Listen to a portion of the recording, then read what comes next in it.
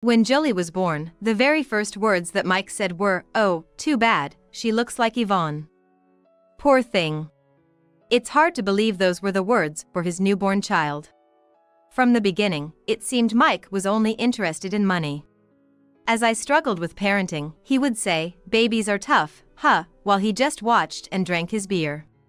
Up until today, Mike has shown no interest in childcare. A useless wife who doesn't help with childcare deserves a divorce. And pay me $10,000 in alimony. I saw Mike laughing loudly with Ellie. I was shaking with anger like I had never felt before. What does he think children are? I will never hand over Jolie to such a man. He can keep running away from reality, taking the easy way out. The world won't bend to your whims. Sorry to break it to you while you're feeling like you're in heaven, but you're going to fall straight into hell. My name is Yvonne Smith, a 43-year-old housewife. I live with my husband and our daughter, who was born 2 years ago. I met Mike, my husband, at a friend's wedding reception 3 years ago. I work as a novelist, which isn't much, but it's something. Due to my job, I lead a somewhat secluded life, and being shy, I felt a bit out of place at the lively after-party, which was different from the reception. I was about to sneak out when Mike, who would later become my husband, approached me and asked, "Hey, are you leaving?" My first impression of Mike was that he seemed surprisingly sincere. Apparently, he was also feeling out of place and bored at the after-party. That encounter led us to start communicating, and before we knew it, we were in a relationship. Spending time together, I realized that Mike was a bit naive, almost detached from the world. One day, Mike mentioned, "My parents are telling me it's time to be independent. I guess it's because I've lived abroad. It's scary not being used to life here yet." Although Mike was younger than me, he was already 35 and certainly an adult. Although he used to live outside the country, he seemed a bit spoiled. However, Mike's innocence and cluelessness stirred something maternal in me. Before I knew it, I had invited Mike to live with me in my home. My house is a 2-family home, with the first floor as my workspace and the second floor as our living area. It was around the time Mike had comfortably settled into my home. My dad said he'd give us $10,000 if we had a kid. "So, Yvonne, let's get married." He proposed to me with a casual, "Let's go on a vacation." With hardly any experience in love, I wondered if that was just how it was supposed to be and accepted his proposal. Eventually, I got pregnant. Being pregnant at 40 meant there were many things I needed to be careful about.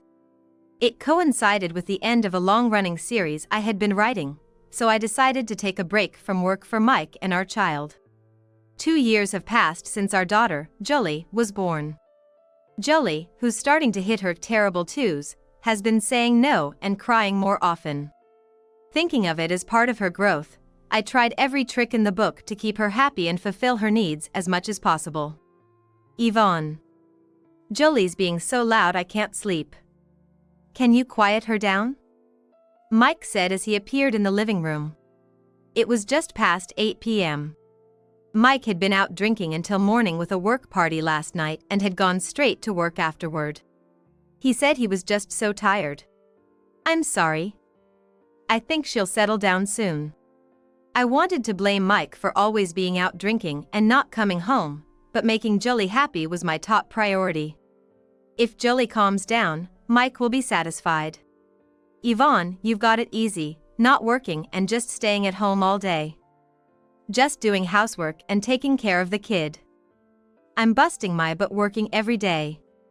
With that, Mike went back to the bedroom. I don't know where he got it from, but this speech has become Mike's recent catchphrase. I was fed up with hearing these almost cliché words from a father who doesn't participate in childcare. Mike was overjoyed when he found out I was pregnant. "We did it, Yvonne. This is great. We've got $10,000 coming our way." I wish I hadn't heard that, but Mike immediately told his parents about the pregnancy and apparently received the $10,000. He was as happy as if he had received a bonus, but I would think that this was supposed to be a celebration gift from the in-laws. Normally, you would expect this money to be spent on baby clothes or formula, but Mike didn't hesitate to put it in his own pocket. Despite that, I made sure to prepare a thank you gift for the in-laws with my own money. Mike, for better or worse, is naive and lacks common sense. Additionally, it seemed he was significantly lacking the skill to consider others' feelings. The first words he said when Jolie was born were, "Oh, too bad. She looks like Yvonne. Poor thing." I couldn't believe those were his first words to his newborn daughter. It seems like, from the start, Mike was only focused on that $10,000. As I struggled with parenting, he would just say, "Babies are tough, huh," while drinking his beer and watching from the sidelines. Up until today, Mike has shown no interest in childcare. One day, I had to meet with someone for work. Even though I was on a break, the publisher wanted to discuss future projects for when I made a comeback. I called my parents to ask if they could look after Jolie for me. Hearing this, Mike blurted out, "What? Who does this stay-at-home mom think she's meeting with? Don't you think it's cruel to leave the kid and go somewhere? You're a terrible mother, the worst, a real failure." Even I couldn't let that comment slide. "Then why don't you look after Jolie? I'm sure she'd rather stay with her dad than go to her grandparents." Mike's face twisted in displeasure. "Give me a break. Why should I have to spend time with the kid? I'm busy. I don't have time to babysit." His idea of busy was probably just going to the casino. Disgusted with Mike's words, I decided to stick to my original plan and leave Jolie with my parents. Since my parents lived a bit far, my dad would come by car to pick her up. But since he always drinks during the day, I had to go pick her up myself when it was time to bring her back. After finishing my meeting in the evening, I was getting ready to rush out and pick up Jolie.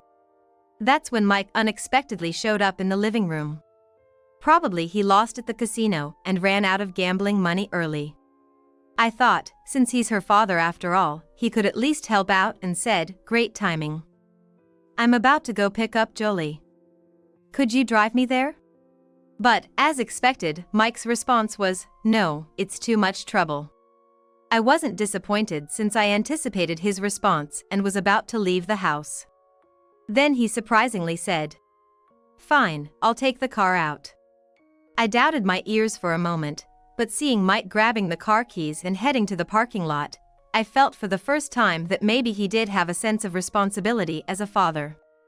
I was filled with a small joy, which shattered the moment we got in the car and closed the doors. "I'll take the car out, but give me $600, Mike said, stretching out his hand. So that was his motive. I couldn't refuse now that I was in the car. And Jolie was waiting at my parents' house. I had no choice but to hand over the $600. "Thanks, just a bit more and I would have hit the jackpot. I'll definitely win next time, just you wait." Mike started the car, almost humming a tune. In hindsight, maybe I shouldn't have relied on Mike for the ride. We didn't talk much on the way there.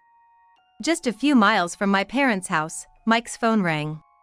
He picked it up and started checking the messages, despite driving. "Hey, Mike, that's dangerous. You should pull over before checking that," I said, but he kept looking at his phone while driving. It's fine, I do this all the time." "I'm used to it," Mike replied, even starting to text back. That's when I felt the car veer slightly to the right. "Watch out," I thought, just as I saw the concrete median barrier looming in front of us. Mike hastily turned the steering wheel. With a loud crash, the car came to a halt. I remember the airbag deploying and feeling the pressure. Hearing sirens in the distance, I lost consciousness. When I woke up, I was in a hospital bed. I tried to move. Ouch! I felt a sharp pain all over my body. At the moment of the crash, I honestly thought it was the end. My last thoughts were of Jolie. I wonder how Jolie is doing. I wondered if she was safe at my parents' house. Hopefully, Mike hadn't done anything reckless. Oh right, what happened to Mike? As I looked around with just my eyes, a woman asked, "Are you looking for your husband?" When I turned to where the voice came from, there was a woman in the room. "Are you, from the meeting today?" "Yes, she was the new contact person from the publisher I met today. Her name was, if I recall correctly, Kelly. "Ma'am, your husband had only minor injuries, so after some treatment and tests, he went home. It's terrible, isn't it? Leaving the hospital without even seeing you, his wife, in this condition." Kelly seemed more upset about it than I was. Apparently, she called to thank me for the meeting today, but learned about the accident after it happened. The hospital staff had taken the call and explained the situation to her. The hospital staff asked if they could explain the situation to me. "Even though you were almost unconscious, you nodded strongly. You're too dedicated to your work," Kelly said with a smile. "Your daughter is safe with your parents, so don't worry. And, if you don't mind, can I help you out while you're in the hospital?" I knew I couldn't rely on Mike, so Kelly's offer was a relief. But I also felt conflicted about being taken care of by someone I barely knew. "I really want to do this. I'm your editor, after all," Kelly said, her words providing me with much-needed support. So, I decided to rely on her. With her devoted assistance, I was able to leave the hospital. However, due to a severe bruise on my back, I couldn't walk and had to use a wheelchair for a while. Throughout my hospital stay, Mike never visited, only occasionally sending emails demanding $600. When I was discharged, it was my father who drove me home. And I was also able to take Jolie with me. My parents, understanding the situation, offered to keep Jolie for a bit longer. I wanted to be with her. Even when I assured my dad that Mike was there and it would be fine, he seemed uneasy. But he didn't press further, just saying, "Call me anytime if you need anything before leaving." Fortunately, my house was designed with barrier-free access on the first floor, anticipating living with my parents in the future. Though it was my workspace, I had spent most of my time on the second floor since marrying and taking a break. I had everything I needed for an overnight stay as I used to work late into the night. The spacious first floor, less cluttered than the second and fully accessible, was safe for Jolie to play around to some extent. I shifted from the wheelchair and managed to sit on the sofa. Something I could do thanks to Kelly's encouragement during rehabilitation. Seeing me on the sofa, Jolie came running and said, "Mommy, does your leg hurt?" "Jolie will make it better," as she gently stroked my leg. Overwhelmed by her kindness, I hugged her tightly. How could Mike not cherish such a gentle and lovely child? I was profoundly relieved that Jolie wasn't in the car with Mike during the accident. I was the only one who got seriously hurt, and that was a blessing. I felt a surge of dark emotions towards Mike. I realized I needed to reconsider our future together, especially for Jolie's sake. The day after I was discharged, Mike showed up on the first floor.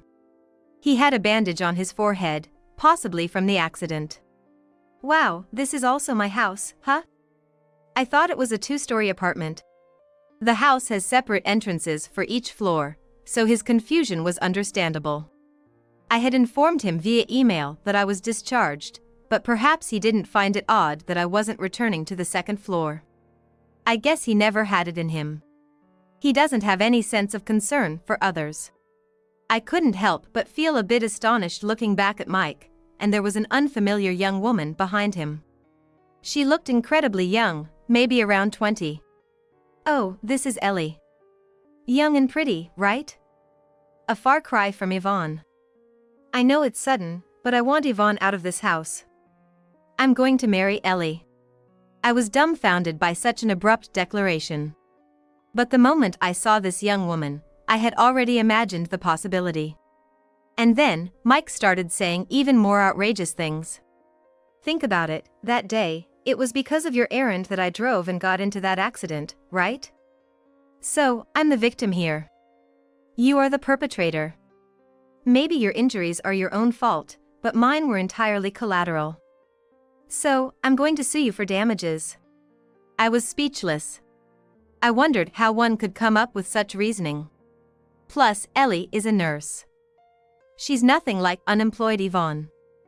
She works and doesn't hesitate to spend money. "She's the perfect woman," Mike said as he pulled Ellie closer. Watching them, I felt no jealousy, only disgust. Then Mike dropped the bombshell. Also, I'm taking Jolly. There's some allowance or something you get for having a child, right?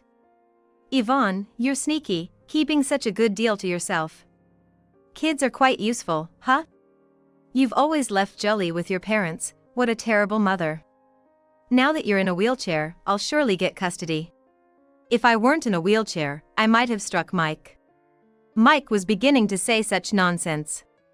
I was shaking with rage. Jolly, sensing something, clung tightly to me. A useless wife who doesn't help with childcare deserves a divorce.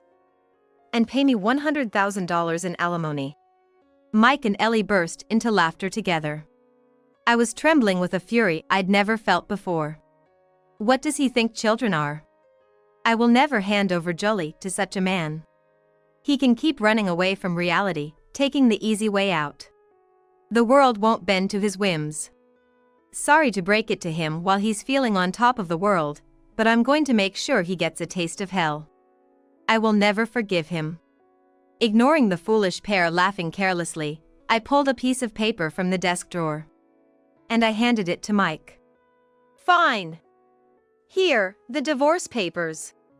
Mike looked perplexed for a moment, but then laughed again. You're quick, just like Yvonne. I'll be counting on that $100,000. This man only talks about money every other sentence. I sighed the deepest sigh of my life in my heart. All right, $100,000. For the record, we need to clarify what this money is for, so this is for the accident you're involved in because of me, and it's compensation, right? Mike, happy about the money, nodded vigorously. That's right. It was your fault I got into that accident. I spoke calmly despite being astonished. Then I'll send the official documents later. Sign them along with the divorce papers. And I'll be raising Jolly. I won't give you custody. That's non-negotiable. I said this firmly, looking straight into Mike's eyes. Overwhelmed by my resolve, Mike conceded, all right, I give up on Jolly. When I think about it, she doesn't really like me anyway, and she's not that cute. I hadn't mentioned it, but Ellie is pregnant. So we don't need Jolly. I'll get another $10,000 from my dad. Did he ever consider how his words might hurt Jolly, being called not cute by her own father? I didn't want Jolly to hear any more of Mike's harsh words, so I sent her to the back room. Mike, you're really okay with this, right? I asked him for one final confirmation. Huh? Of course I am. Yvonne, make sure you leave this house soon. And hurry up with the $100,000 transfer. Mike and Ellie said this and went back upstairs. I called for Jolly. She ran to me quickly and hugged me tightly. Mom, will Jolly and Mom always be together? Jolly looked up at me with an anxious face. I hugged her tightly, reassuring her. Don't worry, we'll always be together. I decided to stay at my parents' house with Jolly for a while. I moved my work desk and all other furniture to another place. After some time, the signed documents for the compensation and the divorce papers from Mike arrived at my parents' house. He really is naive. That naivety was one of the things that attracted me to him, but now there's not a shred of affection left. I can send him to hell without any remorse. About a month after I left the house, I noticed the vibration of my smartphone while I was taking a break from working on a new manuscript. I was so engrossed in my manuscript that I hadn't noticed, but when I checked my phone, there were dozens of missed calls from Mike. I had a feeling he would reach out soon. I didn't want to talk to Mike, but I had no choice but to answer the phone. Hello? What's the matter? I could hear Mike's unusually frantic voice on the other end. Hey! Yvonne! What's going on? Some workers are here trying to take all the furniture and even saying they're going to demolish the house. I couldn't help but burst into laughter, finding Mike's panic amusing. Hey! Yvonne, don't laugh. Get over here now. This won't end well for you. Mike hung up forcefully. He cut the call even though there was no guarantee I would answer again or promise to go there. Such a foolish man, incapable of thinking ahead. However, I had to show Mike his hell, so I decided to go to him. Jolly is currently in daycare. As I was pondering my transportation options, the doorbell rang. It was Kelly at the door. "Are you going somewhere, ma'am?" I explained the situation and told her I was going to see Mike. Then Kelly said, "In that case, ma'am, I'll go with you. I'm sure I can be of assistance." She drove me to Mike's place. During the ride, Kelly shared some astonishing truths with me, making me somewhat eager to confront Mike. When we arrived at the house, workers were busy moving out the furniture. Mike rushed over when he saw me. "Hey! What's going on? Is this your doing? Fix this." He was full of vigor until he saw Kelly getting out of the car, then his face turned pale. "It's been a while, Mike." Kelly revealed she was Mike's actual sister. I was surprised when I heard it in the car. Especially since they were almost estranged. "Let's not have this conversation standing here.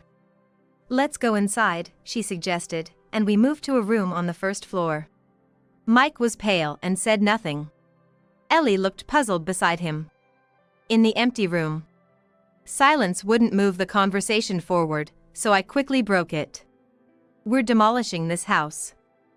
I don't need it anymore. The furniture is being moved to my new house where I'll live with Jolly and my parents," I said, which made Mike burst out in anger. "Why? We are living here, aren't we? You can't just demolish it." Ellie nodded in agreement. "This house is mine.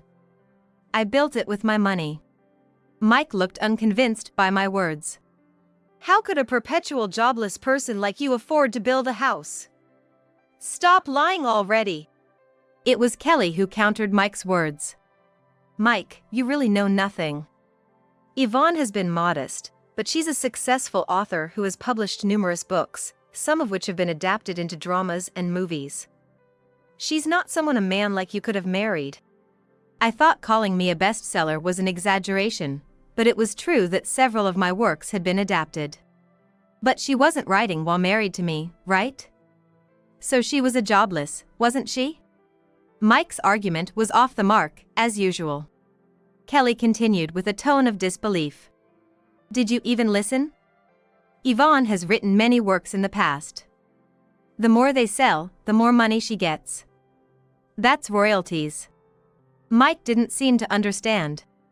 "Mike, income isn't just about salary. I might not have a salary, but I do receive about $600,000 a year in royalties." Mike's eyes widened at the sound of $600,000. He thought he didn't need me anymore since he found a young and pretty nurse like Ellie. His reaction to the annual income of $600,000 was significant. "Then, for the divorce settlement, I should get half of that, right?" "Yes. That's like a $300,000 income for me."